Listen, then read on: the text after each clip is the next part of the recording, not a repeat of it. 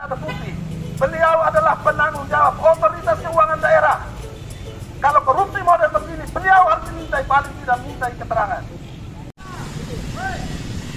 Dan hari-hari sebelumnya saya sedang sakit. Saya sedang demam. Saya menggigil. Sakit berat. Sakit kenapa, saudara-saudara? Bukan hanya soal korupsi. Sakit pertama karena penataan organisasi pemerintahan tidak jelas untuk penanganan COVID-19. Dari seluruh Indonesia, Presiden sudah perintahkan supaya seluruh pemerintah daerah harus fokus mengalokasikan anggaran untuk penanganan COVID-19.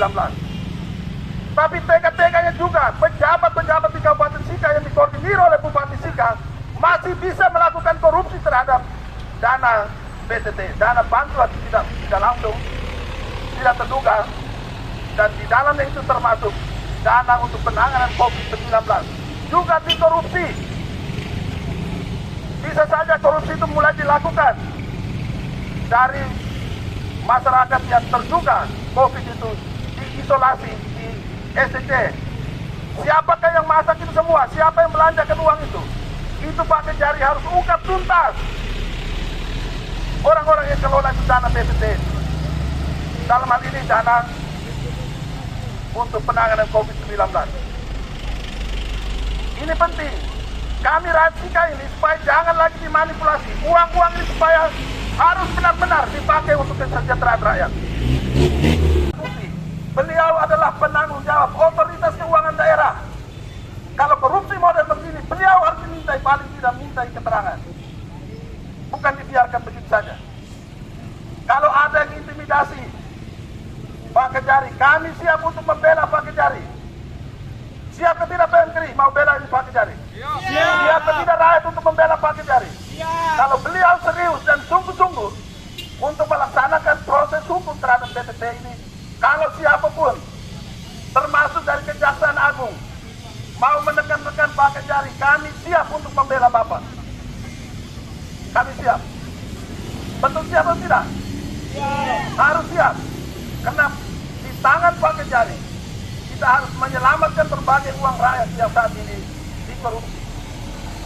Saya itu rasa sakit sebagai Anda. Sekarang yang terakhir ini dana BTT. Ini saya sakit, saya sedih. Dana BTT bisa dikorupsi. Dan dana itu sebenarnya dari seluruh dinas ya, dan satuan kerja itu disuruh selama 1-2 tahun itu semua uang dikumpulkan ke dana BTT untuk penanganan COVID. Sehingga banyak sekali program-program untuk rakyat tidak bisa dibangun karena semua uang diarahkan untuk pelaksanaan COVID. Lalu kalau di sana dikorupsi, ini kan sedih. Akhirnya rakyat tidak dapat apa-apa. Kasihan rakyat ini. Rakyat boleh tidak dapat apa-apa, tapi kemudian uang yang disiapkan di sana untuk penanganan COVID malah dikorupsi. Sekarang BTT itu awalnya kan dari 10 miliar lebih. Setelah itu katanya yang 3 miliar. Sekarang sudah menjadi, karena katanya sudah dipertanggungjawabkan, tinggal 900 juta. Ya. Itu Bupati 3-4 kali ya membuat perubahan untuk dana masuk ke BTT itu dengan pergub saja, tidak dengan persetujuan DPR. Kok kenapa itu dibuat sampai dengan dikorupsi? Saya harusnya, ya ini bupati, saya mantan bupati. Tapi saya tidak bisa tahan lagi melihat ini kabupaten begini rusak, hancur ini.